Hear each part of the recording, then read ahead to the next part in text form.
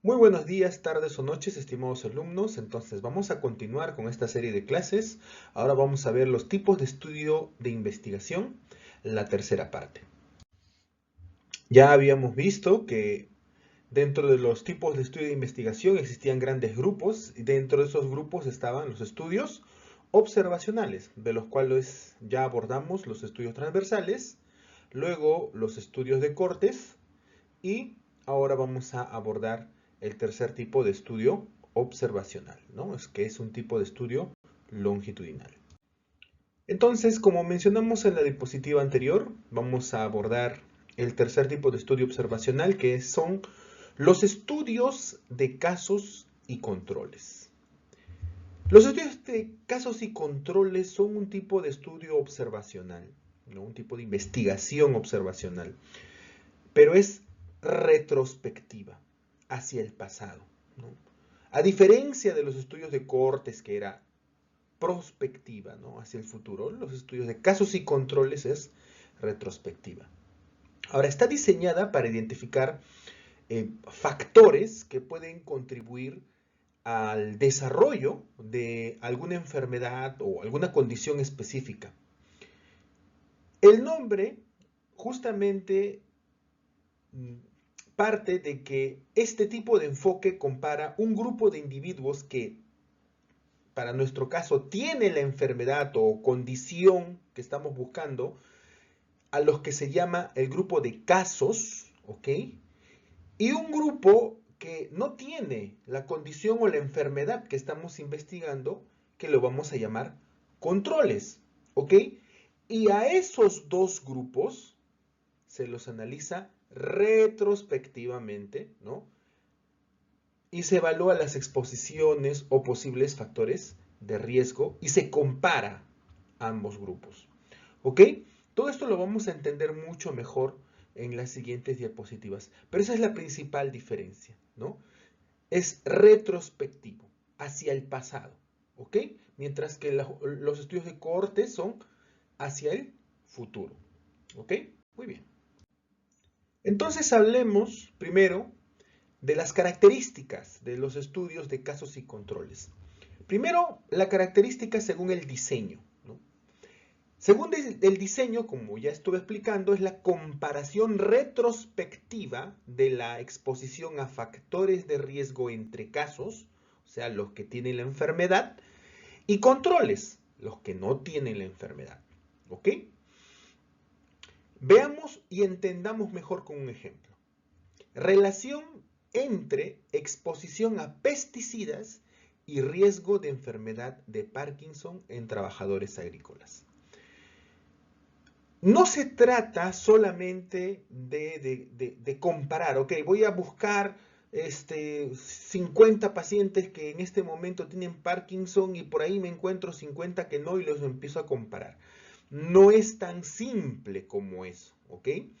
Lo vamos a detallar un poquito más adelante, pero es importante que desde ahora ustedes ya lo tengan claro. Cuando yo quiero hacer un estudio de casos y controles, lo que yo tengo que hacer es que los dos grupos tienen que ser lo más homogéneo posible.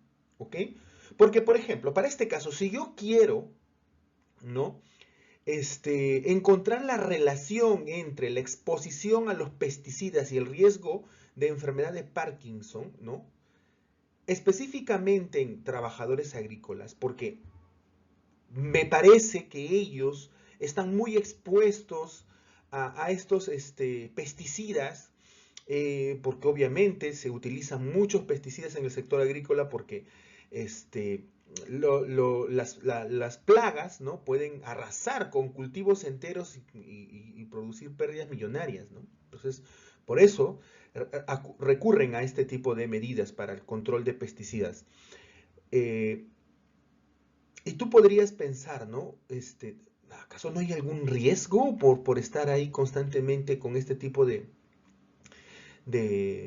agentes químicos tóxicos? Porque muchos de nuestros agricultores no tienen ningún tipo de protección personal, ¿no? A veces ni mascarilla simple utilizan y como ven que están haciendo una fumigación al aire libre, ¿no? Muchos de ellos utilizan la mínima protección, ¿no? O se ponen una mascarilla simple y creen que con eso es más que suficiente, o algunos incluso una simple tela, ¿no? ¿Cómo haría un estudio, ¿no? De este caso? Tal vez un estudio de cohorte sería lo ideal, pero como vamos a ver, como vimos, perdón, en la clase anterior, es un poco largo, ¿no? Es más costoso, ¿no? Pero existen alternativas, ¿no? Y una de las alternativas es hacer un estudio de casos y controles. Entonces, ¿cómo lo haría?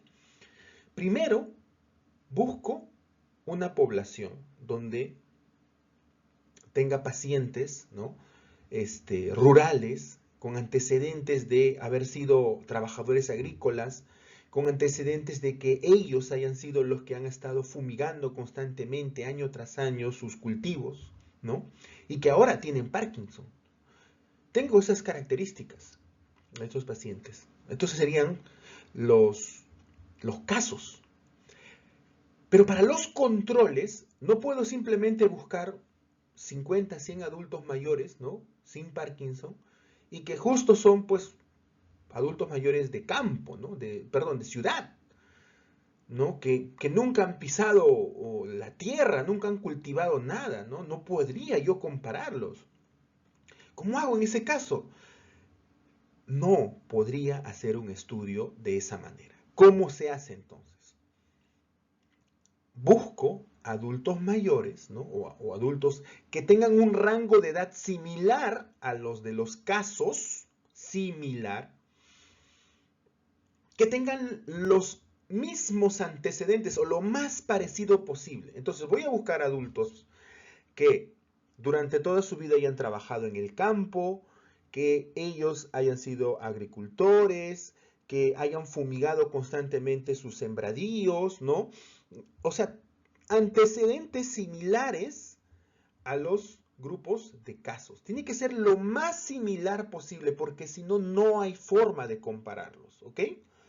Entonces, luego que ya identifico esos dos grupos, ¿no? Mi grupo de casos, que en este momento tienen Parkinson y tienen el antecedente de haber sido agricultores, de que ellos fumigaban sus propios campos con pesticidas, etcétera, etcétera. Y luego tengo este grupo, ¿no? Que tiene el mismo rango de edad, pero también un antecedente similar, ¿no?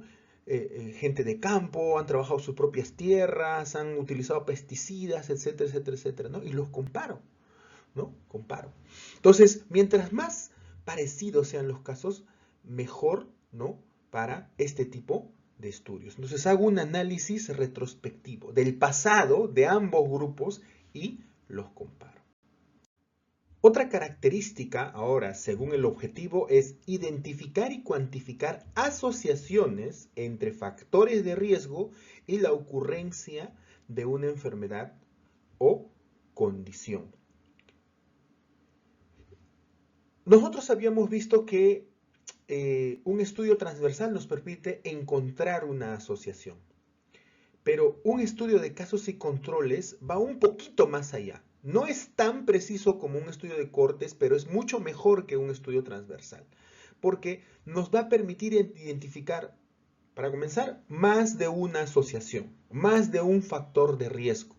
Y eso nos va a permitir identificar mejor, porque muchas de las enfermedades no son de causa única, ¿ok? Sí existen algunas enfermedades que son de causa única, por ejemplo la viruela. La viruela te contagiabas del poxvirus y te daba, ¿no? La enfermedad, ¿no? Y era tan simple como eso, ¿no? Y, independientemente si eras rico, eras pobre, si eras de alguna religión o incluso de un continente diferente, ¿no? O sea, contagiaba españoles como latinos por igual, ¿no? Tal vez algunos ya tenían mejor resistencia, pero igual todos se contagiaban, ¿no? No discriminaban, un solo factor era, ¿no? El contagio con el poxvirus. Pero muchas de las enfermedades, ¿no? Sobre todo las enfermedades crónicas, son multifactoriales. Pero ¿cómo podemos identificar eso, ¿no?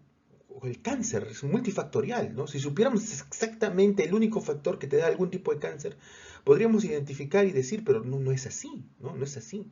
Por ejemplo, en este caso, la influencia del consumo de alcohol y tabaco en la incidencia de cáncer oral. Yo necesito, primero, identificar, como ya les expliqué en la diapositiva anterior, dos poblaciones que sean lo más homogéneas posibles. Entonces yo tengo que identificar adultos que en este momento ya tienen diagnóstico de cáncer oral y pacientes que no tienen diagnóstico de cáncer oral. Entonces tengo que buscar que tengan características demográficas similares, ¿no? Que sean de la misma ciudad, que tengan el mismo rango de edad, que hayan tenido un antecedente de consumo de tabaco y alcohol similar, ¿no? O por lo menos en el entorno, porque tal vez yo quisiera comparar los que tienen antecedente de consumo de tabaco en mayor cantidad versus los que consumen poco o nada, pero todas las demás características tienen que ser lo más similares posibles para que no haya otros factores que puedan causar confusión. Eso lo vamos a ver más adelante, ¿ok? Pero justamente para poder identificar mejor, ¿no? Nuestros grupos de casos y controles utilizamos, por ejemplo, encuestas, ¿no?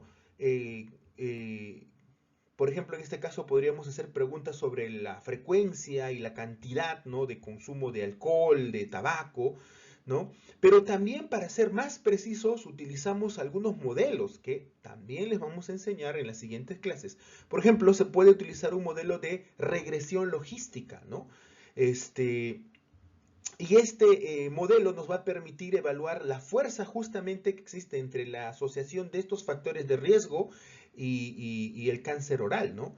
Y nos va a dar una estimación, ¿no? Cuantitativa del riesgo, que ya les había comentado de esto en la clase anterior, que se llama odds ratio o odds ratio. Y eso también, tranquilidad, no se asusten con estos términos extraños, que lo vamos a ir aprendiendo, ¿no? Pero lo que tienen que saber es que existen justamente, también lo vamos a mencionar en las siguientes diapositivas, pero existen formas de poder identificar adecuadamente, ¿no? Y poder encontrar mejor tanto mi población de casos y controles para poder hacer una comparación final, ¿no? Y el resultado de este estudio me podría, por ejemplo, ayudar a formular políticas de salud más específicas, ¿no? Que es en realidad lo que ha estado pasando, ¿no? Con el consumo de tabaco. Como ya les había comentado, eh, muchas empresas, ¿no?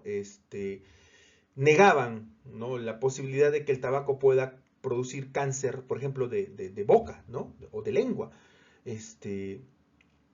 Negaban esa posibilidad, ¿no? El cigarro no tiene nada que ver, es otros factores, ¿no? Pero justamente este tipo de estudios primero permitieron encontrar, ¿no? Estas asociaciones, estos factores de riesgo, y luego ya con estudios de cohortes prospectivos ya se encontró una causalidad, ¿no? Entonces es importante, ¿no? Entonces, esta es otra característica de acuerdo al tipo de objetivo, ¿no? Otra característica de los estudios de casos y controles es el método, ¿no? Selección de casos y controles, recolección de datos sobre exposiciones previas mediante entrevistas, cuestionarios, registros médicos, etc. La forma como yo voy a seleccionar. Y este ejemplo nos va a ayudar a entender un poco mejor, ¿no? Exposición a contaminantes ambientales y su impacto en la incidencia de asma en niños urbanos. Yo estoy tratando de ver que tengo un grupo de niños que en los últimos 3 años han sido diagnosticados con asma, ¿no? Ya tengo un grupo de niños que han sido diagnosticados con asma. Y yo podría sospechar que este grupo de niños es porque están cerca, ¿no? De una zona contaminada, ¿no? Una zona donde puede haber partículas de polvo, asbesto, suspensión o dióxido de nitrógeno, etcétera, etcétera, ¿no? Contaminantes. Y hay dos formas como yo podría elegir, ¿no? mis mis casos y mis controles. Primero mis casos, ¿no? Yo podría empezar a ver registros médicos de centros de salud, hospitales, porque justamente yo necesito saber porque entendamos algo, yo lo que estoy buscando en este ejemplo es tratar de encontrar la relación entre el factor de riesgo que es vivir cerca de un ambiente con alta contaminación y esta enfermedad llamada asma, ¿ok? Esta es la relación que yo estoy tratando de buscar, ¿no? Entonces, yo tengo que descartar que pueda ser, por ejemplo, que ese niño vivía en una ciudad, ¿no? O en el campo con baja contaminación y ya tenía asma cuando vino a esta ciudad que está más contaminada, como Lima. Lima es una ciudad muy, muy contaminada, ¿no? Y ya vino con ese diagnóstico, ¿no? En los 3 últimos años, si yo no hago ese filtro adecuado, entonces estoy agregando pacientes con asma, que tal vez el motivo es otro, ¿no? Y no es la asociación que yo estoy tratando de encontrar, ¿no? Esa relación específica, ¿no? Entonces yo en el registro médico podría evaluar y decir, no, este niño ya había sido diagnosticado de asma en su ciudad, ¿no? Entonces no puede formar parte de mi estudio. El estudio me va el método de selección me va a poder permitir identificar, ¿no? Justamente que los casos cumplan con los criterios de inclusión que yo necesito.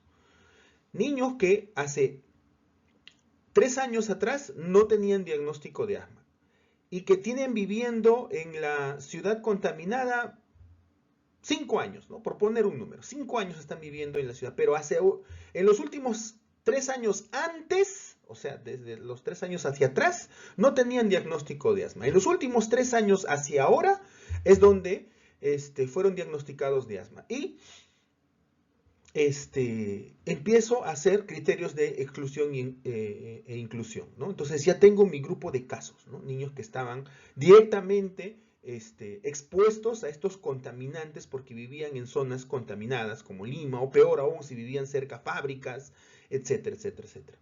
Y ahora mi grupo de controles puede ser de la misma población, ok, digamos que yo ya he seleccionado niños que justamente coincide en una localidad que justo está cerca a una fábrica con mucha polución, y podría yo elegir niños de la misma ciudad que en los últimos 3 años no han sido diagnosticados de asma, ¿no?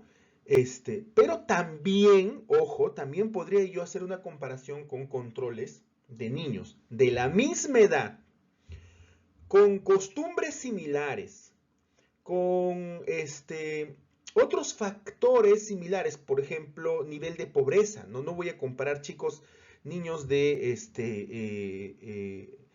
familias pudientes, ¿no? Con niños de extrema pobreza, ¿no? Ahí ya para comenzar, eso es muy, muy dispar. No estoy diciendo que no se pueden hacer esos estudios, pero para este tipo de estudio que estoy tratando de medir los mismos factores de riesgo, pues es poco probable que este niño que ha vivido en una casa con mejores recursos, mejores posibilidades, haya sido expuesto a los mismos factores de riesgo que este niño que vive en extrema pobreza, ¿no? Entonces, hay que tratar de que sean similares. Entonces, digamos que estamos estudiando a niños de extrema pobreza. Yo tengo este grupo de niños de extrema pobreza que están en una ciudad contaminada como Lima y justo en una localidad que está cerca a una fábrica y que todos estos tienen diagnóstico de asma.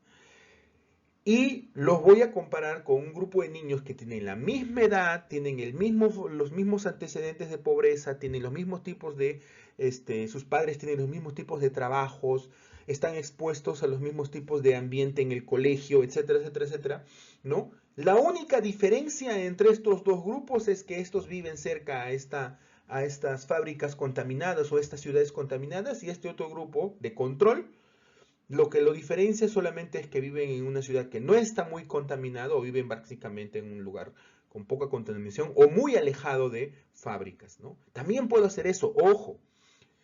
¿Cómo hago todo eso? Justamente con recolección de datos sobre la exposición, ¿no? ¿Y cómo hago esa recolección? no solamente hago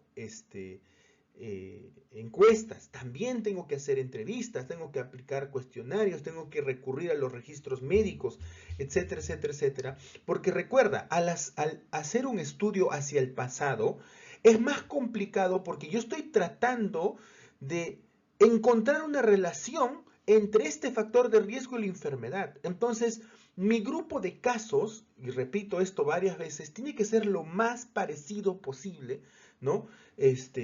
Con el grupo control, ¿no? No puedo yo simplemente buscar unos que están con la enfermedad y otros que no están con la enfermedad y ya, y los comparo. No es así.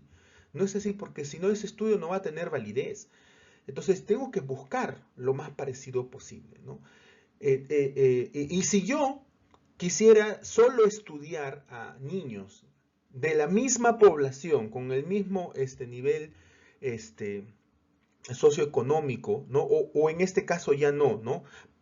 Este, eh, pero viven en la misma población, están expuestos a los mismos contaminantes, viven cerca a estas fábricas, ¿no? Que emiten contaminantes, y quiero comparar por qué este grupo de niños que está expuesto a los mismos factores de riesgo sí se enfermó con asma y este grupo de niños que también están expuestos a los mismos factores de riesgo no se contaminó de asma. Y capaz ahí tú podrías encontrar que estos niños jugaban todo el tiempo en la calle, sus padres no los cuidaban en casa, no tenían lugares cerrados, no cerraban las ventanas y tenían el aire lo más descontaminado posible. Y este grupo de niños que no se contagiaron tal vez sí, ¿no? Sus padres, independientemente de su factor económico, siempre los tenían en casa, procuraban que no salgan, salvo que sea necesario, mantenían la casa siempre limpia, ventanas bien cerradas para que no entre la contaminación de afuera, tenían muchas plantas dentro de casa, etcétera, etcétera, etcétera, ¿no? Entonces, yo no lo sé.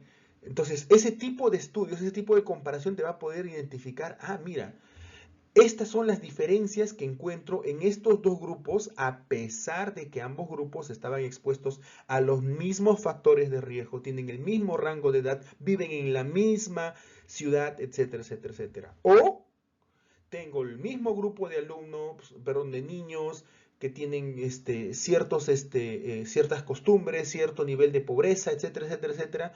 Y este grupo de niños que también tienen las mismas costumbres, mismos tipos de padres, mismo nivel de pobreza, la única diferencia es que estos están expuestos a contaminantes ambientales y estos no. Pero todo lo demás es homogéneo. ¿Ok? Entonces, es importante este tipo de característica. Y como les mencionaba, ¿no?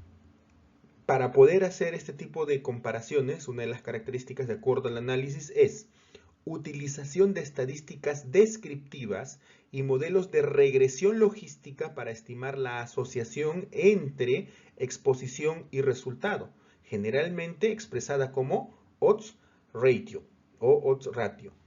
Como les digo, no se compliquen todavía. Este es simplemente un tipo de análisis estadístico que nos va a permitir entender si hay una mayor magnitud, ¿no? Entre esta asociación y el riesgo que tiene la persona de adquirir la patología, ¿no? La enfermedad, si está expuesta a estos factores de riesgo. Por ejemplo, en este caso vamos a ver relación entre la exposición laboral y disolventes orgánicos y el riesgo de desarrollar neuropatía periférica. ¿Ok? Yo estoy pensando que, o me parece un poco raro, ¿no? Ver que estos trabajadores que están en estas fábricas, ¿no? Veo que muchos de ellos están desarrollando neuropatía periférica, alguno de estos tipos de neuropatía periférica, ¿no?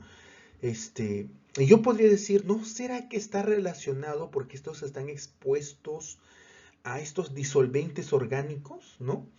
Entonces yo identifico todos los trabajadores que en este momento ya tienen neuropatía periférica, ¿ok? algún tipo de neuropatía periférica. ¿Ya? Lo identifico. Pero mi grupo control, lo ideal en este caso sería que trabajadores de la misma industria que no tienen la enfermedad, ¿ok? Pero que estén expuestos a factores de riesgo similares. Ahí yo puedo hacer la comparación retrospectiva. ¿Qué los diferencia? ¿No? Entonces, posiblemente tú encuentres que de estos grupos, ¿no? Encontraste que los que no tienen la enfermedad, ellos sí eran muy estrictos en el uso de su EPP, ¿no? Tu equipo de protección personal. Utilizaban constantemente, ¿no? Las mascarillas de industriales, ¿no? Que tienen un nivel de filtración altísimo, y no, por más que se incomodaban por el calor, por la sensación a veces de falta de aire, la incomodidad, el sudor y todo eso, no se lo sacaban. No se lo sacaban porque estaban concientizados y decían, no me importaba a mí sudar, no me importaba nada, yo me ponía mi mascarilla en todo momento, no me la sacaba, yo utilizaba guantes, ¿no? Mi protección completa en el cuerpo, etcétera, etcétera, etcétera, porque ciertos contaminantes también pueden atravesar la piel, como el mercurio, por ejemplo, ¿no? Etcétera, etcétera. Y te das cuenta que los trabajadores que sí desarrollaron algún tipo de neuropatía periférica, te dicen, no, mira, ¿sabes qué? Sí, pues yo era bien descuidado, a veces me daba mucho calor y yo no utilizaba esa mascarilla porque tremenda cosa, encima me pesaba la cara, encima que tenía que utilizar un montón de cosas y para trabajar rápido, porque yo tenía que salir rápido para mí, a mi otro trabajo, yo tenía que ir de un lado para otro y no, me incomodaba mucho, no utilizaba. Entonces capaz encuentras eso, ¿no? Y efectivamente, a pesar de que estos dos grupos estaban expuestos a los mismos factores de riesgo en el mismo trabajo, ¿no? Encontraste que los que no enfermaron, justamente no enfermaron porque utilizaban EPPs adecuados y los que enfermaron eran los que se descuidaban, ¿no? Por eso es importante preguntar el pasado, ¿no? Entonces ahí tú puedes encontrar varias cosas. Uno, que el uso adecuado de equipo de protección personal previene este tipo de enfermedades, efectivamente. Y dos, que justamente los pacientes que habían estado expuestos, ¿no? mucho tiempo a este tipo de disolventes orgánicos sí desarrollaron neuropatía. Entonces estás encontrando varias cosas, ¿no? Pero para que tú puedas realmente darle un valor estadístico positivo, ¿no? Un nivel de confianza en los resultados, se utilizan estos análisis descriptivos, ¿no? Modelos de regresión logística, ¿no? Y buscas expresarlo en esto que se llama odds ratio, ¿no? Que nos va a permitir cuantificar el riesgo relativo entre la enfermedad y los diferentes factores de exposición. Entonces, una vez que ya nos queda mucho más claro cómo son los estudios de casos y controles, ¿no? Hablemos un poco de sus ventajas. La primera ventaja, que es muy probable que ustedes ya dedujeron, ¿no? A diferencia de un estudio de cortes, es la eficiencia en el tiempo y el costo. ¿Por qué? Porque son relativamente más rápidos y económicos de realizar, ya que no requieren un seguimiento a largo plazo. No son tan cortos como un estudio transversal. A veces un estudio transversal solo aplicas una encuesta y ya está. Estos no, a veces tienes que aplicar una encuesta, más una entrevista, más algunos cuestionarios, ¿no? Revisar historias clínicas, ¿no? Porque tú estás haciendo un trabajo de detective, ¿ok? Estás buscando, ¿no? Indagando su pasado, ¿ok? Entonces, pero no te va a tomar pues un estudio como los de cortes que podría tomarte años, ¿no? Esto tal vez te tome solo meses, pero no años, ¿ok? Bueno, si es años pueden ser pues muy pocos años comparado a un estudio de cortes que a veces pueden durar hasta 30 años, ¿no? Entonces, estos comparados con los cortes obviamente es mucho más eficiente en tiempo y mucho más económicos. Por ejemplo, vínculo entre dieta alta en grasas y el desarrollo de diabetes tipo 2 en jóvenes adultos. Ya les había comentado que justamente este tipo de estudios, ¿no?, longitudinales es el que nos ha permitido encontrar justamente la relación entre la diabetes tipo 2, ¿no?, y sus múltiples causas, ¿no? Y una de ellas es el alto consumo de grasas, ¿no?, y azúcares. Entonces, yo lo que puedo hacer es empezar a identificar pacientes que ya tienen diabetes tipo 2, adultos jóvenes, ¿no? Jóvenes, y otros adultos jóvenes del mismo rango de edad, del mismo, de la misma ciudad que no tienen, ¿no?, diabetes, y empiezo a hacer un estudio retrospectivo, ¿no? Empiezo a indagar sobre su alimentación, algunos registros médicos, aplico cuestionarios y lo más probable es que pueda encontrar que este grupo de pacientes que desarrollaron diabetes, pues sí tenían un ávido consumo, ¿no?, de estos alimentos altos en grasas, ¿no? Mientras que los que no tenían una dieta mucho más balanceada. Cosas que se han ido descubriendo y luego demostrando, ¿no? Entonces eso nos permite, y todo esto, primero, este tipo de relación, lo pude haber hecho en un tiempo mucho más corto con un estudio de casos y controles, ¿no? Que tal vez después podría ya con más inversión hacer un estudio de cortes, ¿no?, con un estudio de seguimiento, pero esto, los datos, ¿no?, son mucho más valiosos, relevantes, ¿no?, más fuertes estadísticamente hablando, que solo un estudio transversal, ¿no? Sí, ¿no?, me puede decir que el paciente, ¿no?, consumía ya alta cantidad de grasas antes de haber sido diagnosticado, ¿no? Entonces puedo establecer temporalidad, ¿ok? Otra ventaja de los estudios de casos y controles es que son adecuados para enfermedades raras, ¿no? Especialmente útiles para estudiar enfermedades raras o condiciones con largo periodo de latencia. Por ejemplo, investigación sobre la asociación entre exposición a radiación electromagnética y la incidencia en tumores cerebrales malignos. Los tumores cerebrales no son tan comunes como, por ejemplo, el cáncer de mama, ¿no?, que es relativamente más común comparado con los tumores cerebrales, y muchísimo, pero muchísimo menos común que si lo comparas con enfermedades como la diabetes, ¿no? Tipo 2. La comparación es abismal contra la diabetes tipo 2, ¿no? Entonces hay más datos para estudiar pacientes con diabetes que pacientes con tumores cerebrales malignos, ¿no? Porque exactamente qué es lo que los produce todavía no está bien definido, ¿no? Se tiene ya algunos factores de riesgo y sospechas, pero realmente saber qué los produce exactamente todavía no lo tenemos muy claro. Pero uno de esos factores podría ser, ¿no?, la exposición a la radiación electromagnética. Entonces yo comparo, en estos momentos veo los pacientes que puedo encontrar que tienen ya tumores cerebrales en este momento y los comparo con otros pacientes que no tienen tumores pero que tengan pues el mismo rango de edad, tengan trabajos similares, etcétera, etcétera, etcétera. Y posiblemente pueda encontrar, ¿no?, que este tipo de pacientes con tumores, tal vez, ¿no?, en este supuesto, porque es un supuesto, tenían trabajos donde tenían una alta exposición a radiación. Por ejemplo, en el sector salud, ¿no?, existe un grupo de especialistas que están muy expuestos a estas radiaciones, como son los médicos radiólogos, ¿no?, porque están expuestos a tomógrafos, están expuestos, que emite bastante radiación. El rayos X también emite bastante radiación. Yo sé que los nuevos equipos de tomografía, de rayos X, etcétera, el nivel de radiación ya es mucho menor, ¿no? Pero hace tiempo, hace varios años, era completamente diferente.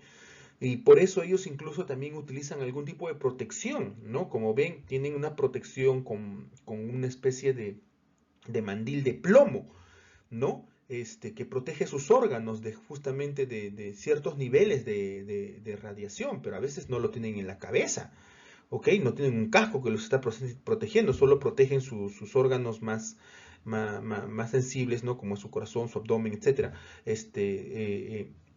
Con este mandil de plomo, ¿no? Pero su cabeza no, ¿no? Entonces, Tal vez eso haya sido el factor que haya producido este cáncer, o este tumor cerebral. No lo sabemos, ojo, son supuestos, ojo, solo son ejemplos para que ustedes puedan entender mejor. Pero yo tengo que comparar, ¿no? Tengo que comparar. Entonces, tú puedes ver que tal vez justo los pacientes que han desarrollado tumores cerebrales han estado expuestos a factores específicos que los pacientes similares no.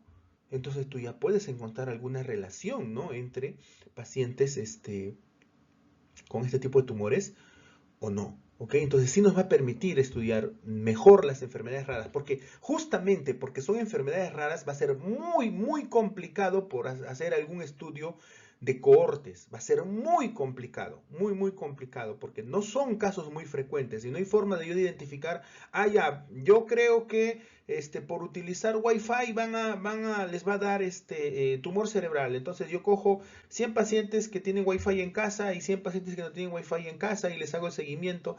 Y si a nadie le da, o solo le da a uno y justo ese uno son de los que no tienen Wi-Fi, ¿no? Entonces, no es tan simple, no es tan simple, porque un solo caso no determina que haya o no haya el factor de riesgo, ¿no? Entonces, para enfermedades raras, poco frecuentes, sí es más recomendable estudios de casos y controles. Otra ventaja de los estudios de casos y controles son las múltiples exposiciones. Permiten evaluar múltiples exposiciones y factores de riesgo en relación con una enfermedad específica. Veamos el ejemplo. Factores de riesgo múltiples para enfermedad cardiovascular en adultos de mediana edad. La imagen lo representa bien. Elegí justamente una imagen, ¿no?, de un paciente posiblemente con enfermedad cardiovascular, pero no es obeso, no tiene obesidad mórbida, pero podría tener problemas cardiovasculares. ¿Por qué? ¿No? Si no es obeso. Porque justamente este tipo de estudios a veces nos permite descubrir que existen múltiples factores para producir la enfermedad, como el tabaquismo, el alcohol, el sedentarismo, ¿ok? Puede que no sea obeso, pero consume muchos cigarrillos al día, bebe alcohol constantemente, eh, todo el día está sentado porque su trabajo es así, entonces él solo se para para ir de su casa al trabajo, está sentado todo el día y se para regresar a casa. Y en casa también se sienta a ver televisión un rato y dormir, ¿no? Sentarismo a tope, ¿no? Y en ese trajín todo el tiempo, por el tipo de trabajo que tiene, acostumbra a fumar, beber, ¿no? Y resulta con enfermedades cardiovasculares, ¿no? Entonces, solo el hecho de pensar, ¿no?, que la obesidad podría ser el factor de riesgo no estaría bien, porque estaríamos diciendo que todos los pacientes delgados no van a tener problemas del corazón, cuando también podrían tenerlo. ¿Por qué? Porque existen diferentes factores y esto se descubre justamente gracias a este tipo de estudios, ¿no? Entonces, al hacer este trabajo de detective, ¿no?, porque tú estás investigando su pasado, es donde tú descubres estos factores de riesgo y encuentras similitudes entre pacientes, ¿no? Entonces, mira, tengo un grupo de pacientes que son delgados y tienen problemas de corazón y han tenido preinfartos. Entonces, juntas ahí un buen grupo de pacientes y haces un estudio detectivesco, ¿no?, en su pasado, para ver qué factores tenían, ¿no? Porque veo que obesidad no es, pero entonces, ¿qué es?, ¿no? Y encuentras, ¿no? Encuentras. Otra ventaja de los estudios de casos y controles es la generación de hipótesis. Pueden generar hipótesis sobre posibles relaciones causales que pueden ser investigadas más a fondo en estudios longitudinales o experimentales. Por ejemplo, asociación entre exposición a contaminación del aire durante la infancia y desarrollo de asma en la adolescencia. ¿Ok? Entonces, tú podrías generar hipótesis más robustas, ¿no?, que solo con un estudio transversal, porque cuando tú eliges todo un grupo de pacientes con mismos factores de riesgo, edad, localidad, etcétera, pero grande, consigues 1000, 2000 pacientes adolescentes que en este momento tienen asma, y lo comparas con otros 1000, 2000 pacientes que en este momento no tienen asma y haces tu trabajo de detective, ¿no? Empiezas a investigar su pasado de todos, ¿no? Entonces, podrías empezar a descubrir que una gran parte, un gran porcentaje de estos pacientes que en este momento tienen asma han estado expuestos a algún tipo de contaminante, ¿no? Podrían ser dióxido de nitrógeno, partículas como la PM2.5, asbesto, un montón de cosas. Tú empiezas y ves que el 70% de estos pacientes aparentemente han estado expuestos a alguno de estos contaminantes, ¿ok? Y de tu grupo de controles, 10% nada más ha estado expuesto, ¿ok? Entonces tú puedes decir, a ver, aquí encuentro una posible relación. Entonces, tu hipótesis de que el contaminante es el que causa el asma en este paciente es más robusta, es más sólida, ¿ok? Porque tu trabajo de detective encontró una relación muy fuerte entre estos contaminantes, ¿no? Y la producción de asma, porque tú descubriste, ¿no? En tu investigación que todos estos adolescentes que ahora tienen asma, en su mayoría estuvieron expuestos a contaminantes cuando eran niños. Cuando de niños todavía no tenían el diagnóstico, lo desarrollaron un poquito después. Versus este grupo que en este momento no tienen asma y como antecedente no estaban expuestos a estos contaminantes, ¿no? Entonces, esa hipótesis es más robusta, es más fuerte, ¿ok? Entonces, esa es otra gran ventaja de los estudios de casos y controles. Ahora vamos a hablar de las desventajas de los estudios de casos y controles. Y una de las principales desventajas es la susceptibilidad a sesgos. Pueden estar sujetos a varios tipos de sesgos como el sesgo de selección y el sesgo de memoria, ya que dependen de la exactitud del recuerdo de los participantes o de la calidad de los registros. Y vamos a entenderlo mejor con este ejemplo. Impacto del consumo de alcohol durante el embarazo en el desarrollo cognitivo infantil. Entonces, tú planteas, ¿no?, una hipótesis de que los niños que en este momento, ¿no?, tienen algún tipo de problema, ¿no?, en su desarrollo cognitivo, podría ser causado porque la madre bebía alcohol mientras estaba embarazada. Y empiezas a recolectar, ¿no?, información, ¿no? Encuentras todo un grupo de niños que en este momento tienen problemas de desarrollo cognitivo y los quieres comparar con niños que en este momento tienen los mismos factores socioeconómicos, el mismo rango de edad, viven en una población similar. Ya recuerden, siempre insisto en esto porque si no son muy similares, no hay forma de hacer la comparación. Tienen que ser lo más parecidos posibles. Y luego al niño no lo vas a entrevistar, no le vas a decir, a ver niño, tu mamá bebía alcohol cuando tú estabas en la barriguita de mamá. No, pues no, por favor. Vamos a tener que entrevistar a la madre, ¿ok? Primer sesgo, selección.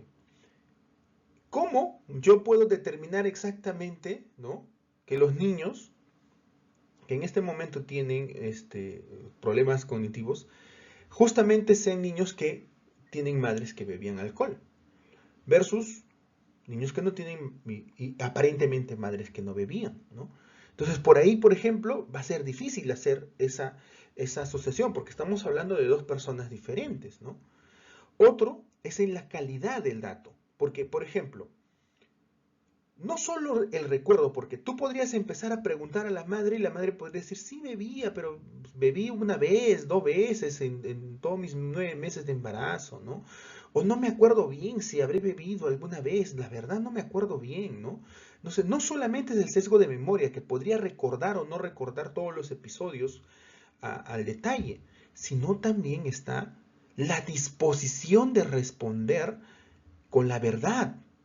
Porque al ser un caso muy sensible, ¿ya? Tú al hacerle esta pregunta, si consumía o no consumía alcohol, y ella sabe que ha sido seleccionada porque justamente su hijo tiene problemas de desarrollo cognitivo, ella podría sentirse mal, podría sentirse incómoda. Y para no reflejar, ¿no? El hecho de ser, entre comillas, una mala madre, ¿no? Por haber bebido alcohol, puede simplemente mentirte y decirte, no, yo nunca he bebido alcohol. La verdad debe ser por la contaminación ambiental o debe ser otra cosa, ¿no? Porque yo sí tomo, pero ahora que ya no estoy embarazada, cuando yo estaba embarazada, cero alcohol, ni alcohol, ni cigarro, nada, nada, nada. Y lo podría decir simplemente porque no quiere decirlo, ya sea por, como digo, puede ser por motivos de que se avergüenza o porque no quiere colaborar con ese tipo de preguntas, porque le incomodan. Entonces, todo eso son sesgos, ¿ok? Todo eso son sesgos. ¿Por qué? Porque, como te dije, tú tienes que lamentablemente investigar el pasado. Y al investigar el pasado, tú no tienes una bola de cristal en donde tú puedes ver exactamente todo lo que ha pasado con ese paciente o en este caso cuando era bebé, qué pasaba con la madre. No lo puedes saber. Entonces, dependes de la información que puedas recolectar, dependes de la información que te puedan proporcionar, dependes de confiar en que tus pacientes te están diciendo la verdad. Entonces, es importante aprender a abordar al paciente, aprender a utilizar la herramienta adecuada para que se limite lo más posible este tipo de sesgos. Porque si tú vas de frente a una madre y le dices, mira señora, su hijo tiene problemas de desarrollo cognitivo, y estamos investigando que posiblemente sea por culpa de que usted estaba tomando pues alcohol cuando estaba embarazada, señora. Así que a ver, cuénteme, ¿cuántas chelitas se metía al día? A ver, si tú vas y le abordas de esa manera, te va a mirar grueso y se va, ¿no? Si es que no hace otra cosa, ¿no? Un lapo en la casa te puede dar, no sabemos, ¿no? Pero, o sea, abordarla de esa manera es imprudente, está mal, ¿no? Tú tienes que tal vez aplicar una encuesta anónima, tal vez y dentro de la encuesta incluso no preguntar directamente si bebía o no bebía durante el embarazo, sino, por ejemplo, pregunta si el niño tiene ahorita 2 años, ¿no? Entonces tú les puedes ir preguntando, en los últimos 3 años, ¿cuántas veces bebió alcohol? ¿No? Cosas así, ¿no? O sea, qué tipo de bebidas alcohólicas consume, o si frecuenta mucho lugares, no sé. Tienes que ser lo más estratégico posible para evitar los sesgos, ¿ok? Entonces, la memoria es uno de ellos, porque si tú empiezas a investigar eh, eh, pacientes que en este momento ya tienen 60, 70 años y tú quieres investigar su pasado, ¿no? Que tal vez estuvieron expuestos a algunos contaminantes, ¿no? En trabajadores mineros, por ejemplo, pero trabajaron en la mina hace 30 años, ¿ya? ¿Tú crees que sus recuerdos van a ser tan vívidos, ¿no? Como si fuera algo que le pasó la semana pasada? Definitivamente no, ¿no? Entonces va a haber muchas cosas que lo va a olvidar o su cerebro, por ese proceso de autocompletar las cosas, podría incluso inventar sin querer información, ¿no? Entonces todo eso son sesgos, ¿no? Y lamentablemente, por tener que investigar el pasado, existen esos riesgos. Otra desventaja, ¿no?, de los estudios de casos y controles es la incapacidad para establecer causalidad temporal. Dado que los datos sobre la exposición y el resultado se recopilan retrospectivamente, es difícil establecer una relación temporal clara entre exposición y enfermedad. Y este ejemplo es interesante. La relación entre exposición a asbesto y desarrollo de mesotelioma en trabajadores de la construcción. El mesotelioma sí está relacionado en estos momentos con el asbesto, pero a ver, el mesotelioma es un tipo de cáncer, ¿no?, que no es fácil de detectar, ¿no? Normalmente ya se da cuando ya hizo metástasis o afectó a otro órgano, ¿no? No es fácil, ¿no? Y el desarrollo de esta enfermedad normalmente se da en años. Eh, y al hacer un estudio retrospectivo, ¿no?, entre trabajadores que trabajan en el sector construcción que no tienen este tipo de cáncer y trabajadores, ¿no?, que sí, no podríamos establecer específicamente si es que el mesotelioma les dio antes de trabajar, ¿no?, en el sector construcción, durante o después. No lo podemos determinar porque este tipo de enfermedades, por ejemplo, tardan años en desarrollarse y a veces, ¿no?, como les digo, la forma de diagnóstico es cuando ya hizo metástasis y es el otro órgano, ¿no?, que está siendo afectado el que da la alerta, ¿no?, y cuando ya a veces es demasiado tarde, ¿no? Entonces, es difícil, ¿no?, rastrear retrospectivamente en algún tipo de enfermedades, como en este caso, ¿no?, la relación directa entre la causa, ¿no?, y el efecto, ¿ok? No es tan sencillo, ¿no?, sobre todo en este tipo de enfermedades de larga data, ¿no? Entonces es una desventaja, ¿no?, una desventaja similar a la de los estudios transversales, ¿no? Por eso es importante poder ser muy exhaustivo a la hora de investigar el pasado, ¿no? Porque podría ser que esta persona trabaja hace 3 años en el sector construcción, pero quién sabe, su cáncer le dio hace 5 años, ¿no? Y no lo sabía, ¿no? Él no lo sabía. Entonces, y nosotros tampoco, mucho menos, ¿no? Entonces es difícil determinar, difícil. Entonces por eso es importante, ¿no?, también tener en cuenta estas desventajas a la hora de elegir este tipo de estudios. Otra desventaja es la dificultad en la selección de los controles. La elección adecuada de controles puede ser complicada y la falta de comparabilidad entre casos y controles puede afectar los resultados. Y este ejemplo es interesantísimo. Impacto entre el estrés laboral en la salud cardiovascular. ¿Okay? Estás tratando de encontrar una relación entre problemas cardiovasculares y el estrés laboral. Entonces, identificas a tu población, ¿no?, pacientes que en este momento tienen problemas cardiovasculares, ¿ok?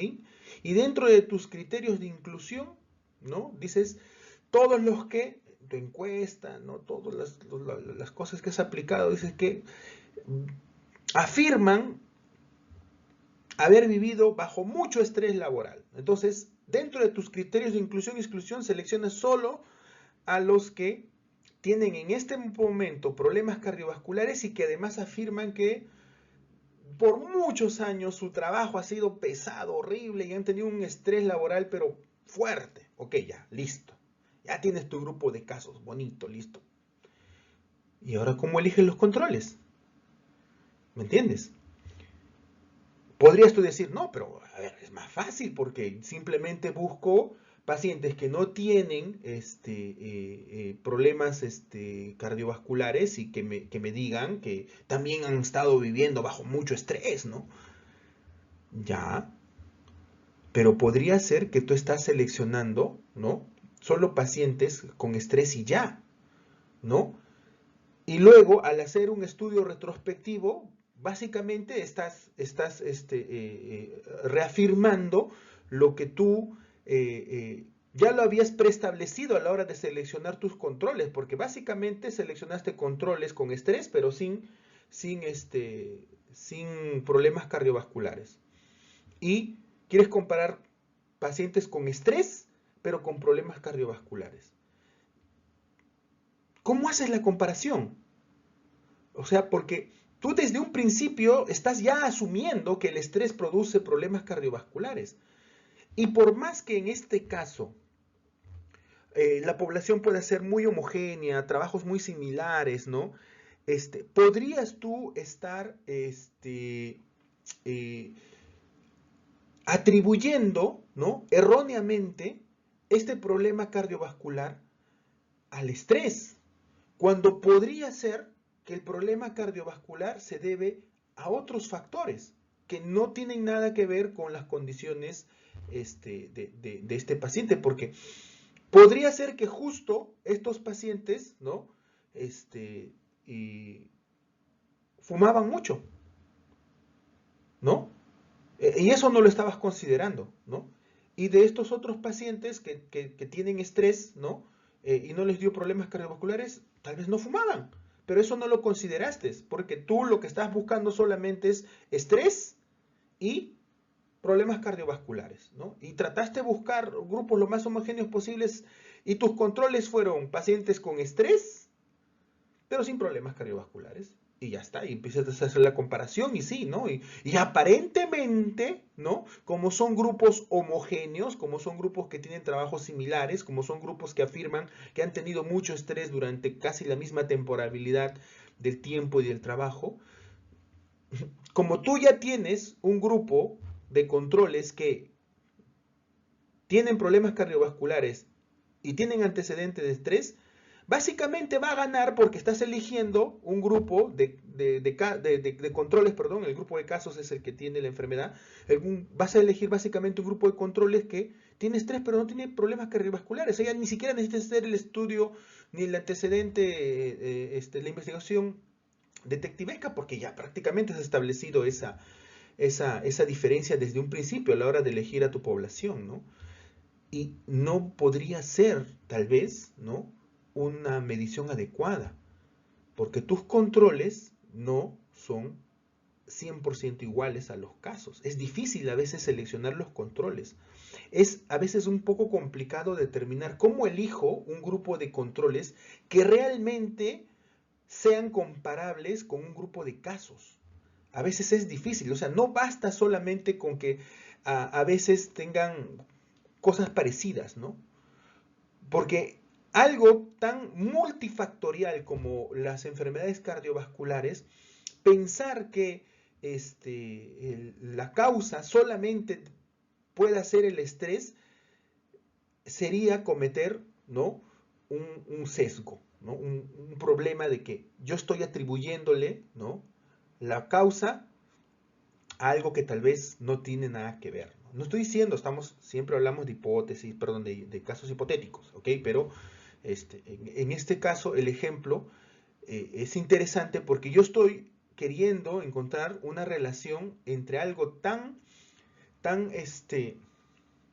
amplio como es el estrés y la salud cardiovascular, una enfermedad que ahora se sabe que es multifactorial, ¿no? Entonces yo tendría que comparar más cosas, ok, ya, entonces no solo es el estrés, sino el estrés y otras cosas más, ¿no? Pero ahí ya también es otros factores, podría ser que lo que le produjo el problema cardiovascular no fue el estrés, simplemente fue el hecho de que empezó a comer comida chatarra, fumaba mucho, bebía alcohol, ¿no? Que es la consecuencia básica del estrés que tenía ese paciente. Se estresaba tanto que una forma de desestresarse era fumar, beber y consumir comida chatarra, ¿no?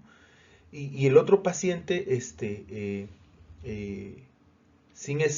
con estrés, tal vez no consumía comida chatarra, ¿no? Tal vez manejaba el estrés de otra manera, se iba al gimnasio, corría, o era un ávido cinéfilo, ¿no? O recurría a los videojuegos, yo qué sé, ¿no? Entonces tenía otras formas de manejar su estrés, ¿no? De desestresarse, ¿no? Entonces es difícil, ¿se dan cuenta? O sea, cuando tú ya lo analizas de otra manera es un poco más difícil poder identificar adecuadamente los controles, ¿no? Entonces es una desventaja. No siempre es difícil, ojo, tampoco diciendo, es imposible, no, sino que depende mucho del tipo de variables que tú estás eligiendo. En este caso, en este ejemplo, una variable tan amplia como el estrés y una enfermedad con tantos factores de riesgo como la enfermedad cardiovascular, entonces va a ser muy difícil encontrar poblaciones comparativas, ¿no? Va a ser bien complicado. Otra desventaja es la confusión potencial. Por ejemplo, la presencia de variables confusoras no controladas puede influir en la asociación observada entre la exposición y el resultado. Y vamos a ver el ejemplo. Asociación entre dieta baja en fibra y riesgo de cáncer colorectal. ¿Podrías tú intentar tener pacientes lo más homogéneo posibles, ¿no? Que en este grupo de pacientes está con diagnóstico de cáncer de colon, ¿no? Y este grupo de pacientes no. Y vas a tratar de que sean lo más homogéneo posibles, que tengan antecedentes similares, pero obviamente tú vas a buscar alguna relación, ¿no? De pacientes que tienen en este momento cáncer de colon, pero como antecedente posiblemente pues tengan una dieta baja en fibra o no,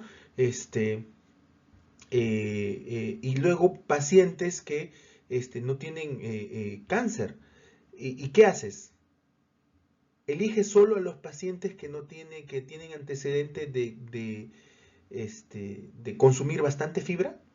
O sea, automáticamente ya estarías asumiendo que los pacientes que consumen mucha fibra no tienen cáncer, porque básicamente eso es lo que ya estás eligiendo. Desde un principio estás eligiendo pacientes que en este momento no tienen cáncer de colon y que afirman consumir bastante fibra. Y ya estás asumiendo, ya estás diciendo, porque tú dices, mira, yo he elegido un montón de pacientes que no tienen cáncer y consumen mucha fibra. Y pacientes que tienen cáncer de colon y bueno, y estos parece que no comían mucha fibra, ¿no? Una dieta baja en fibra, ¿no? Entonces, podrías tú eh, tener una limitación entre la precisión de los verdaderos factores de riesgo, porque vas a intentar ajustar factores como la edad, el género, hábitos de vida, pero van a haber otras variables como actividad física, la ingesta de calorías, la historia familiar de antecedentes de cáncer de colon, que podrías no estar identificando, ¿no? ¿Por qué? Porque, por ejemplo, ahora sabemos que el cáncer tiene un fuerte componente genético, ¿no? Que está más relacionado con un antecedente familiar. Por eso a veces lo que primero se pregunta no es si consumes fibra o no. Normalmente ahora lo que se pregunta es, ¿tienes algún paciente con antecedente de cáncer? ¿No? Entonces, si tienes algún paciente con antecedente de cáncer, hay una alta probabilidad de que tú también puedas correr ese riesgo, ¿no? Y sobre todo en pacientes con antecedente de cáncer de colon, ¿no? Si hay esos antecedentes en la familia, entonces el componente genético también es importante, ¿no? Entonces hay una fuerte probabilidad de que sea tú como familiar directo también te pueda dar, no eres propenso a tener cáncer de colon, ¿no? Y ya les había comentado en clase el caso de esta actriz, ¿no? Angelina Jolie, que tiene un gen específico que le daba una probabilidad alta de que ella pueda tener cáncer de mama, ¿no? Lo tuvo su abuela, lo tuvo su madre, y ella prefirió no pasar por ese problema y se hizo una mastectomía radical antes de que sea diagnosticada con este tipo de cáncer, ¿no? Entonces, ¿por qué? Porque el componente genético es muy importante, ¿no? Entonces, si no consideramos todos estos factores, eh, podrían producir este tipo de confusión, ¿no? Por eso dice que la presencia de variables confusoras no controladas puede influir en la asociación observada entre la exposición y el, el resultado, ¿no? Entonces, este tipo de variables que no podemos controlar eh, puede tanto influir en la propia dieta, ¿no?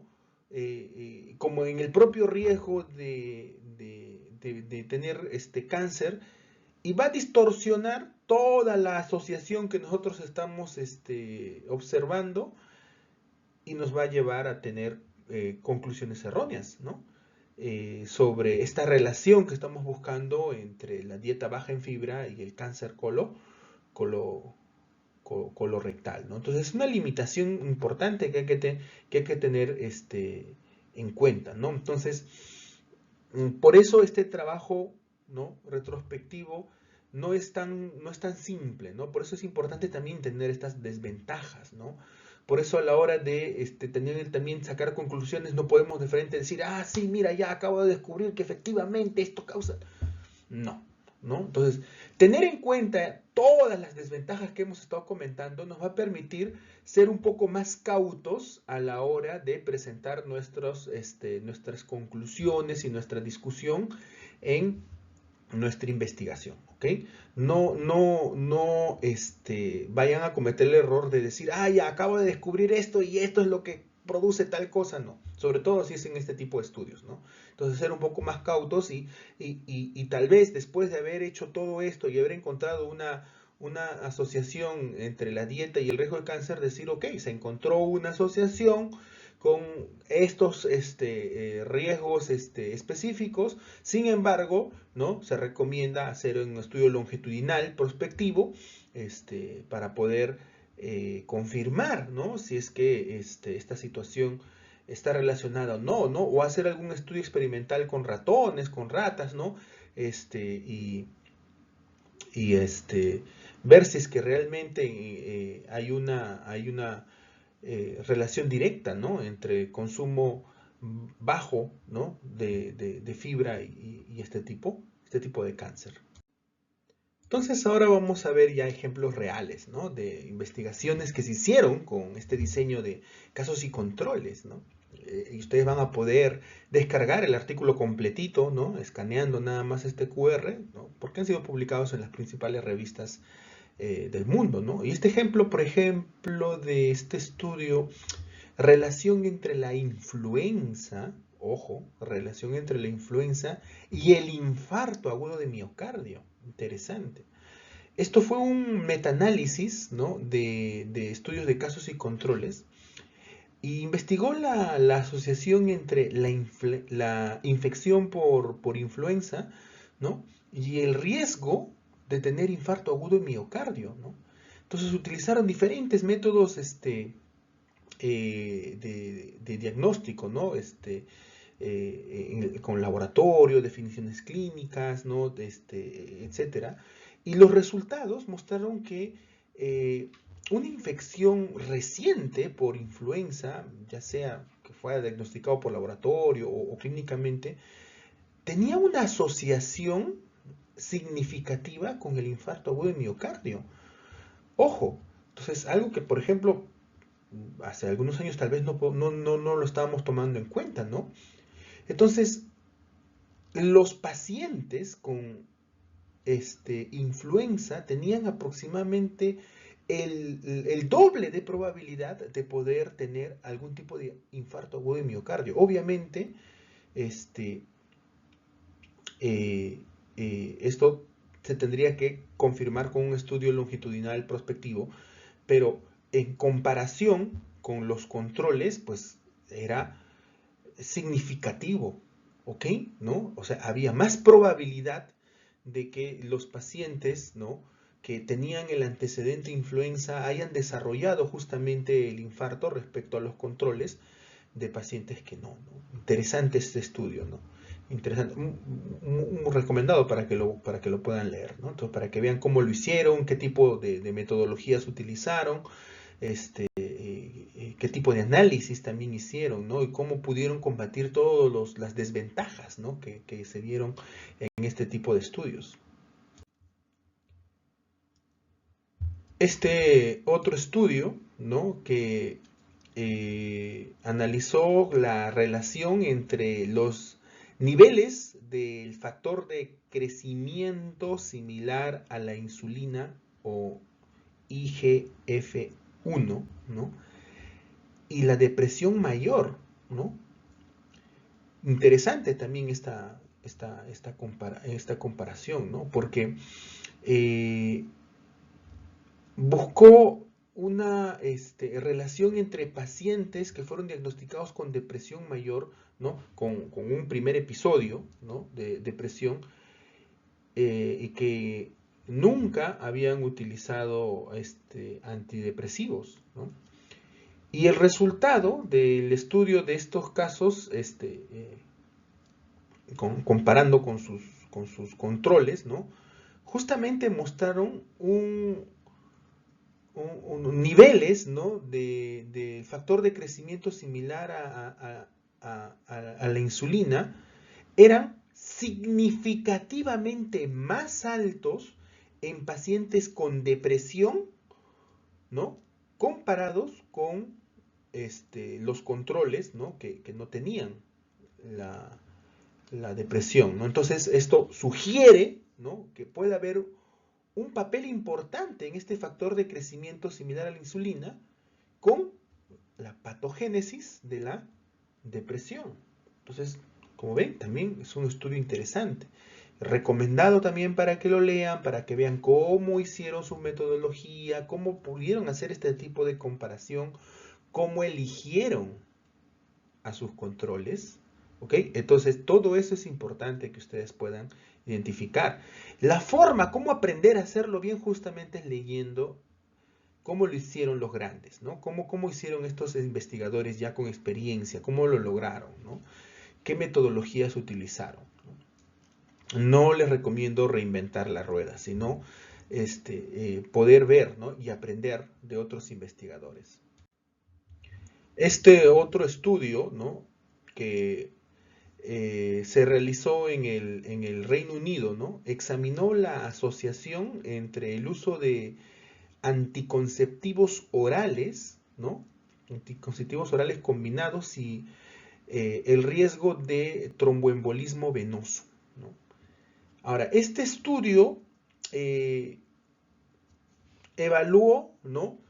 diferentes factores de riesgo y hizo como que una especie de ajuste justamente para eh, evitar los sesgos de confusión, ¿no? y categorizó a las mujeres según el uso reciente o el uso pasado o el nulo uso de anticonceptivos, ¿no? Y al hacer todo este tipo de controles, el resultado que pudieron ver fue variaciones significativas, ¿no? De tromboembolismo venoso, ¿no? En estos diferentes grupos de pacientes, ¿no? Porque consumían diferentes tipos de anticonceptivos orales, ¿no? Y también de acuerdo a los patrones de uso. Entonces, eh, fue eso, o sea, una lectura interesantísima, ¿no? De cómo desarrollaron este tipo de asociación, ¿no? Con esta enfermedad, ¿no? Y de acuerdo también a la cantidad, ¿no? Y al tipo de anticonceptivo que utilizaban, ¿no? Entonces, recomendadísimo también, ¿no? Este otro estudio, ¿no? evaluó los factores de riesgo para la úlcera de Buruli. La úlcera de Buruli es una enfermedad que se produce en la piel, ¿ok? El principal causante normalmente es un tipo de micobacteria y por lo general se dan en lugares tropicales, ¿no? Como Asia, ¿no? Y esto. Y tiene tratamiento, ¿no? Pero este estudio en particular, como ven, se realizó en Camerún y trató de identificar factores de riesgo ambientales y también algunos conductuales, ¿ya? Que podrían ser los que están más asociados a contagiarse de esta enfermedad, ¿no? Y que al final te pueda producir la úlcera, ¿no? Eh, eh, Emparejó diferentes tipos de comunidades y familias, ¿no? Para poder diferenciar entre los grupos de casos y controles, ¿no? Y los resultados de este estudio, ¿no? Que fue más un estudio comparativo poblacional, ¿ya? Como que permite un poco entender un poco más la dinámica de cómo se transmite esta enfermedad entre poblaciones, ¿no? Que podría ser por cosas tan simples como la negligencia o la falta de conocimiento, ¿no? Que sean como el factor de riesgo que produce el contagio, ¿no? Entonces, los resultados son interesantes, pero más que nada la metodología, ¿no? De la comparación que se hizo en comunidades y familias, ¿no? Porque no evaluó solamente los que estaban enfermos, evaluó todo el entorno completo, el entorno de la comunidad, de la familia, y luego hizo comparaciones, ¿no? De poblaciones similares, y una población era el caso y la otra población era el control, ¿no? Obviamente la población de casos es en donde había mayor incidencia de la úlcera de Buruli, y otra población muy similar, ¿no? Tenía muy poca incidencia, ¿no? Y una baja prevalencia de esta enfermedad, ¿no? Caso muy interesante también para que puedan ver que también se pueden hacer casos de estudios controles a nivel poblacional. Entonces, la semana pasada vimos estudios de cortes. Ahora, casos y controles.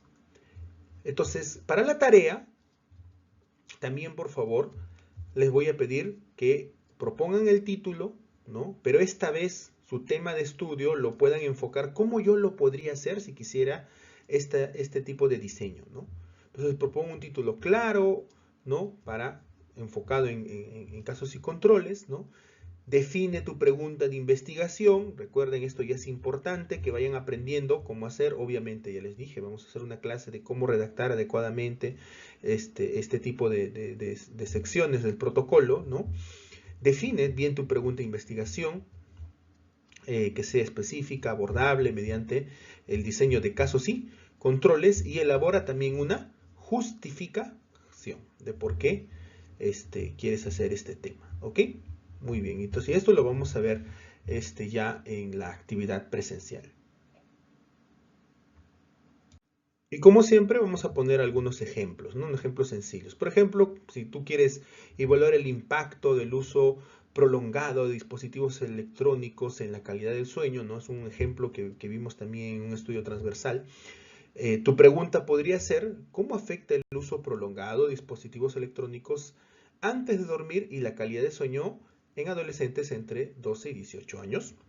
Tu justificación: a medida que aumenta el uso de dispositivos electrónicos entre adolescentes, surge la preocupación sobre sus efectos en la calidad de sueño, fundamental para su desarrollo. Este estudio explorará cómo la exposición nocturna a la luz azul de estos dispositivos afecta el sueño, con el objetivo de informar futuras recomendaciones de salud pública sobre el uso de tecnologías antes de dormir en jóvenes. ¿Cómo lo harías? Obviamente vas a elegir un grupo de casos, ¿no? de adolescentes que ya tienen problemas, ¿no? en la calidad del sueño, y un grupo que afirma tener una calidad de sueño buena, ¿no? Y de ahí tú vas a empezar a comparar, ¿no? Si es que tienen como antecedente el uso prolongado de los dispositivos electrónicos antes de dormir, etcétera, etcétera, ¿no? Y vas a poder hacer esta comparación.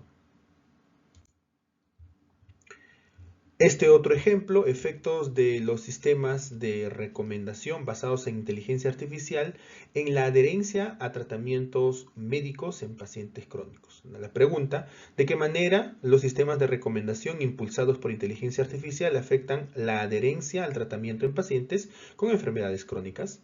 La adherencia al tratamiento es un desafío crucial en el manejo de enfermedades crónicas. Este estudio investigará el potencial de los sistemas de recomendación basados en IA para personalizar las intervenciones y mejorar la adherencia de los pacientes en sus tratamientos prescritos. Explorar esta tecnología podría llevar a mejoras significativas en los resultados de salud y reducir la carga en los sistemas de atención médica, proporcionando una base para su implementación a mayor escala. ¿Cómo lo haría en casos y controles?